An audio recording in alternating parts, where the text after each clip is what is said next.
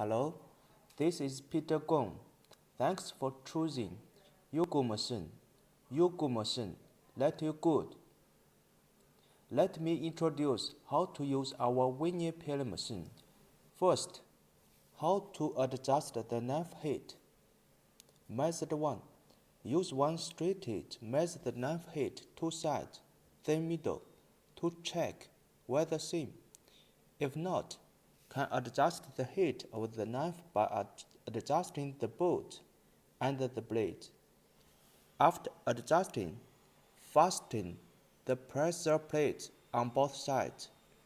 First adjust two sides, then middle.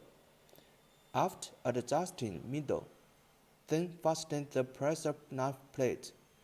After tightening all bolts, the adjustment is finished.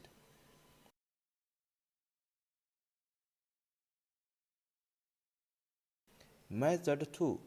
Use 90-degree ruler and straight edge. 3 points like the picture. First, measure two sides, then middle. If not same, adjust both as method 1. The adjustment is finished.